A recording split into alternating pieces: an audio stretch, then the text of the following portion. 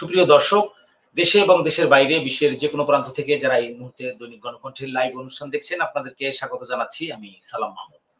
প্রিয় দর্শক, আপনারা দেখছেন টেলিলিংক গ্রুপ প্রেজেন্টস সেলিব্রিটি শো। আজকে এই অনুষ্ঠানে কথা বলার জন্য আমাদের স্টুডিওতে উপস্থিত রয়েছেন আমাদের দেশের চলচ্চিত্রের একজন বিশিষ্ট অভিনেত্রী, সাফওয়ান ফ্যাশন হাউজের কর্ণধার এবং একই সঙ্গে যিনি বিভিন্ন সামাজিক কর্মকাণ্ড নিয়ে সময় কাটান এবং ব্যস্ত থাকেন, এবং লরিয়াল বিউটি পার্লারও যিনি পরিচালনা করে থাকেন, তেমনি একজন ব্যক্তিত্ব, ইলা ইশরাত।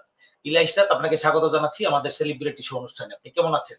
হ্যাঁ, ভালো। আমাকে আপনি এখানে আমন্ত্রণ করার জন্য আপনাদেরকে অসংখ্য ধন্যবাদ। ভালো আছেন? জি, ভালো আছি। ধন্যবাদ আপনাকে। প্রিয় দর্শক, আপনারা দেখছেন আপনাদের প্রিয় অনুষ্ঠান সেলিব্রিটি শো। আপনারা দেখছেন দৈনিক গণকণ্ঠ, সবার কথা বলে।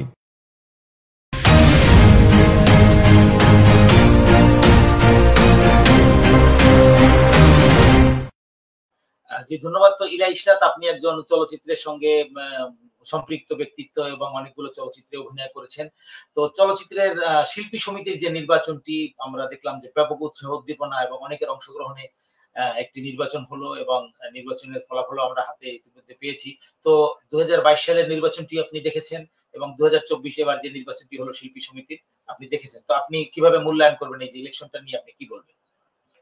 ইলেকশনটা নিয়ে আমি যেটা বলবো, দেখেন, আপনার ২২ সালে যে নির্বাচনটা হলো, আর আমার কিন্তু চলচ্চিত্রে আমি হচ্ছে আপনার ২১ সালে একদমই নতুন, যদি বলি ২১ সালে আমার যাত্রা রাখা, আর ২২ সালে প্রথম আমি নির্বাচন দেখি। এই ২২ সালেও আমি যে দেখলাম, কেউ যদি সভাপতি নির্বাচন করে, সে নিজে থেকে আগ্রহী আসবে যে আমি সভাপতি নির্বাচন করব। আমি ২২ সালেও দেখছি যে নিপুণ আপু, খসরু ভাই, দিয়া তায়েব, ইলিয়াস কাঞ্চন, ইমন, সাইমন সাদিক, এরকম অনেকে ইয়েতে আপনার ইলিয়াস কাঞ্চন ভাইয়ের অফিসে গেল, ওখানে অনেকগুলো মিটিং করছে তারা, সেখানে আমি নিজেই একদম উপস্থিত ছিলাম। ইলিয়াস কাঞ্চন ভাই আসলে আসতে চাচ্ছিল না, তাকে অনেক রিকোয়েস্ট করে যাই হোক সভাপতি নির্বাচনে আনলো। যাক, প্রথম ২২ সালে নির্বাচনটা করলো, এটা নিয়েও কিন্তু সারা দেশব্যাপী অনেক ঝড় আন্দোলন মনে হয়েছে, যে জাহিদ খানকে নিয়ে আলোচনা হলো। এরপরে এবারও দেখলাম ২২ সালে নির্বাচন করবে।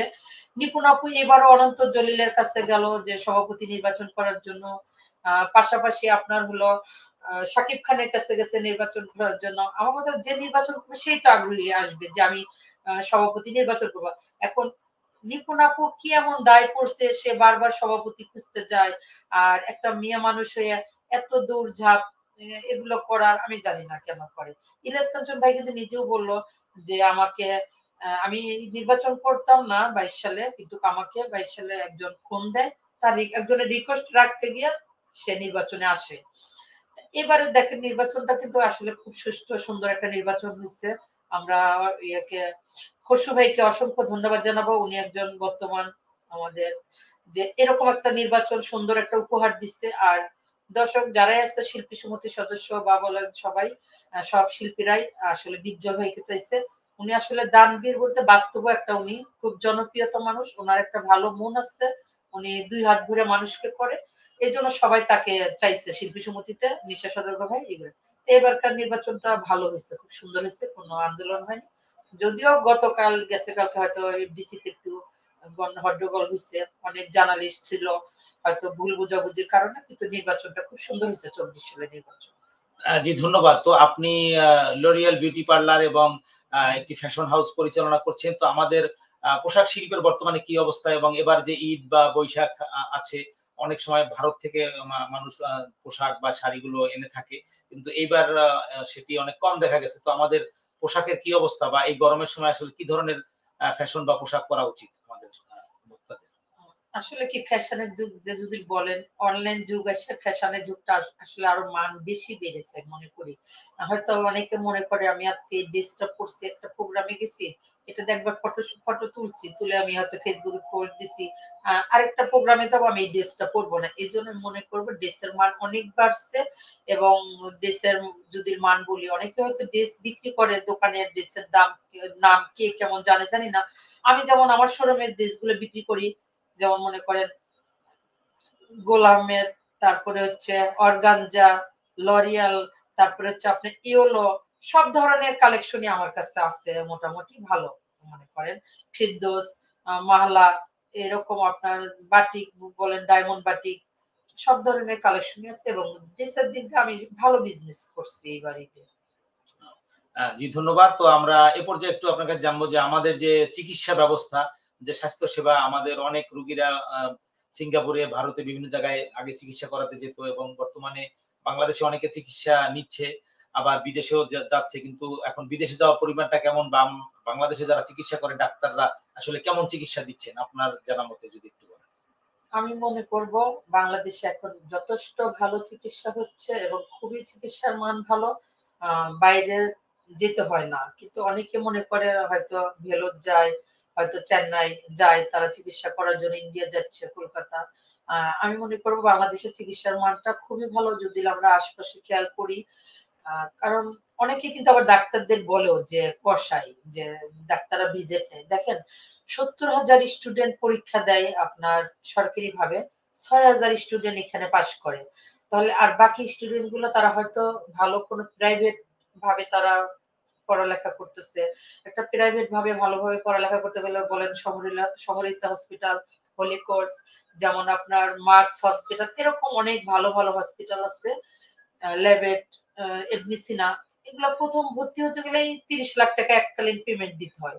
তারপরে ৬ মাস পর পর একটা সেমিস্টারের টাকা আসে।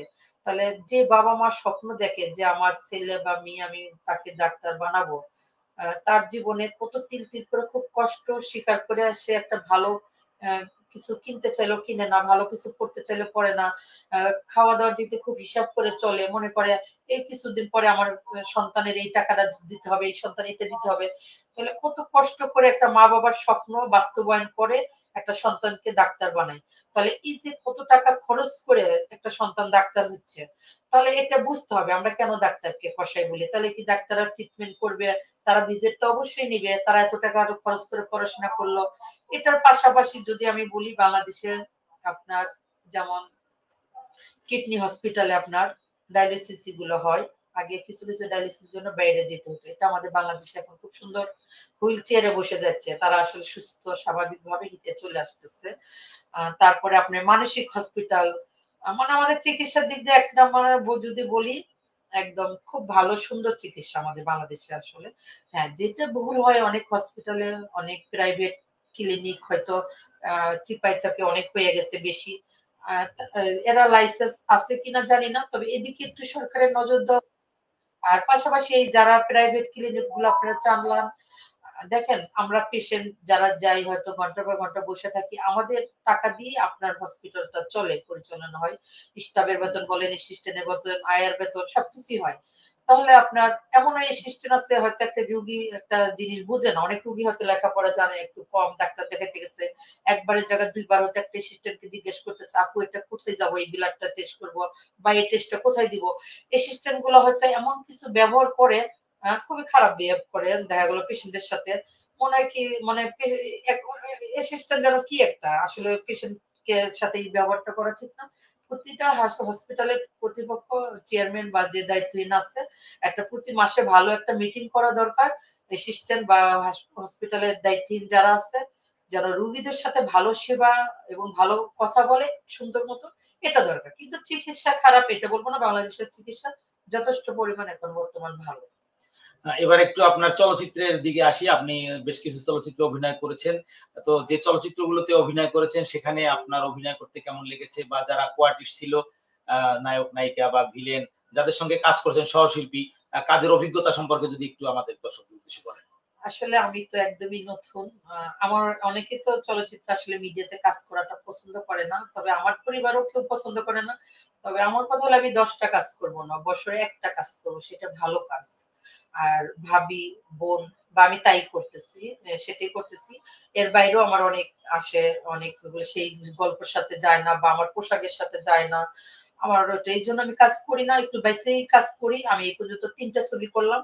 যদি থাকে নসিবে, নয়া দেবদাস, প্রেম তুমি আমার, এই ৩ টে ছবিতে কাজ করলাম। তাই এই যে একটা ছবি আমার মুক্তি পাওয়ার কথা ছিল, তা ছবিটা আমাদের একদিনের একটা শুটিং বাকি ছিল। ওটা আমাদের ছবির নায়িকা যে সে দেশের বাইরে আসছে, এই জন্য আসলে। তবে আগামী ঈদে আশা করি আমার ২ টো ছবি আসবে সামনের বছর।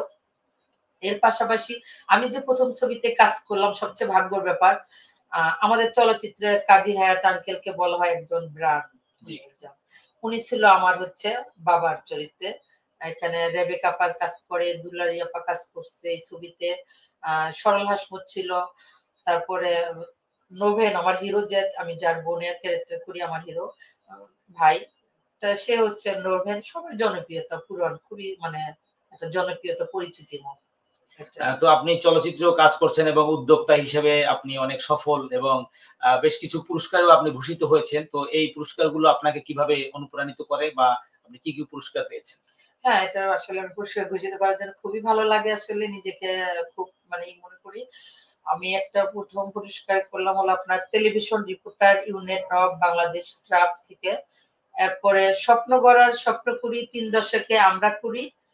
তারপরে হচ্ছে আপনার শেরে বাংলা নগর।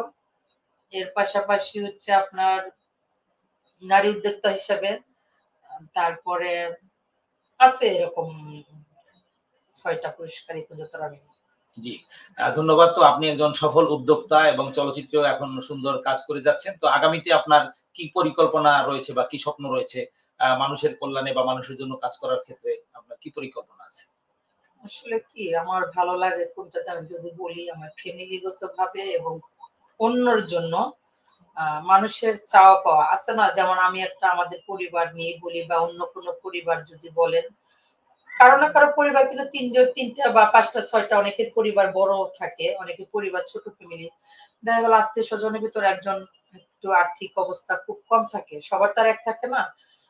একজনের হয়তো আত্মীয়-স্বজন, নিজেদের পরিবারের ভিতরে একজন আর্থিক অবস্থা একটু কম, অসুস্থ, সে বড় কোনো রোগে আক্রান্ত। আজকে আমি ৫০০-১,০০০ টাকার ফল নিয়ে দেখতে গেলাম, অনেকে যায়। এটা আমার কাছে খুব একটা ভালো লাগে না।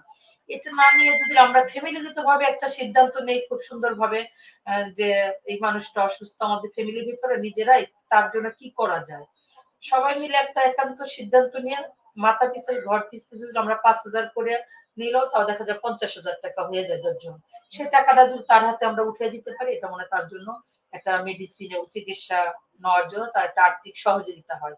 আজকে গেলাম, ফল নিলাম, দেখলাম, এটা ভালো লাগে না? এর পাশাপাশি যেটা বললেন মানুষের জন্য করা, আমার সবচেয়ে বড় স্বপ্ন একটাই, আমাকে যদি কখনো আল্লাহ মৃত্যু যদি হলে হলো, আর যদি আমি বেঁচে থাকা পর্যন্ত আমি একটা মসজিদ দান করব। আমার গ্রামের বাড়িতে জায়গা কিনে, মানে বাবার সম্পত্তি না, আমার নিজের ইনকামের টাকা দিয়ে আমি জায়গা কিনবো, কিনে মসজিদ দান করব। এটার পাশাপাশি আমি একটা, সেটা হোক সোনের ঘর, আলাদা একটা বাগান বাড়ি করব, চতুর্দিকে বাউন্ডারি থাকবে, গেট থাকবে, ভিতরে হোক সেটা সোনের ঘর। আমার পরিবারের, নানার পরিবার এবং আমার দাদার পরিবারের অনেক ফ্যামিলিতে দেখা গেল ফুপুদের বিয়ে হয়ে গেছে, আত্মীয় স্বজন ওদের বছরে একদিন হলে ইচ্ছা করে বাবার বাড়িতে একটু আসি, বাড়িটা একটু ঘুরে দেখে আসি, তাদের আশা জাগে। হয়তো তাদের এটা আশা ভাগ্য হয় না। আমি ওই রকম একটা স্মৃতি ধরে রাখবো। আত্মীয়তা আপ্যায়ন বাড়ি, এটা লেখাই থাকবে গেটে। আমি বছরে একবার হলেও বাড়িতে যাব, ২ থেকে ৩ দিন যেদিন থাকবো, একদিকে রান্না চলবে, একদিকে খাওয়া চলবে। আমার সেটা হোক নানা বাড়ি, দাদা বাড়ি, পরিবারে আত্মীয় স্বজন সবাইকে যেন একসাথে করতে পারি। জি, ধন্যবাদ। আমাদের সঙ্গে অনেক দর্শক যুক্ত আছেন। আমরা একটু দেখে নিচ্ছি কারা, কারা রয়েছেন এবং অনেকেই কমেন্টস করেছেন। আপনাদেরকে আমরা ধন্যবাদ জানাই আমাদের সঙ্গে যুক্ত হওয়ার জন্য প্রিয় দর্শক। হাফিজ রহমান আমাদের বিশিষ্ট সাংবাদিক। ভালো লাগছে ওনার মতো একজন গুণী শিল্পীকে আমন্ত্রণ জানানোর জন্য। তার অভিনীত সিনেমাগুলো কবে নাগাদ মুক্তি পাচ্ছে? শুভকামনা। হাফিজ রহমান ভাই, আপনাকে ধন্যবাদ জানাই। আপনি একজন বিশিষ্ট সাংবাদিক এবং অর্থকথার নির্বাহী সম্পাদক। আ কমেন্টস করেছেন জার্নালিস্ট আর.জে. রুবেল, আমাদের গণকণ্ঠ। আর.জে. রুবেল, আপনি একজন বিশিষ্ট সাংবাদিক। আপনি আমাদের সঙ্গে যুক্ত রয়েছেন এবং কমেন্টস করেছেন। আপনাকে ধন্যবাদ। পণ্ডিত দিশারি চক্রবর্তী, তিনি ভারতের একজন বরেণ্য সংগীতজ্ঞ এবং সন্তুর বাদক, যাকে আমরা আমাদের দৈনিক গণকণ্ঠে একবার যুক্ত করেছিলাম ভারত থেকে, কথা বলেছেন। তো দাদা, আপনি আমাদের অনুষ্ঠানটি দেখছেন এবং ভারত থেকে আপনি কমেন্টস করেছেন। আপনাকে আমরা ধন্যবাদ জানাই।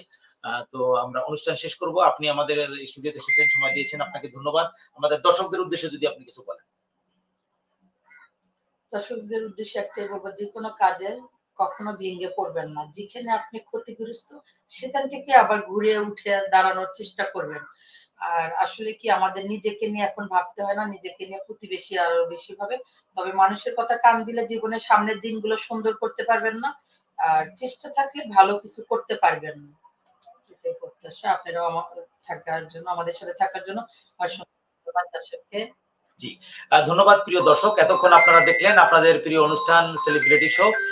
আমাদের দেশের একজন বিশিষ্ট নারী উদ্যোক্তা ইলা ইশরাত, তিনি আজকে স্টুডিওতে অনেক গুরুত্বপূর্ণ আলোচনা উপস্থাপন করলেন।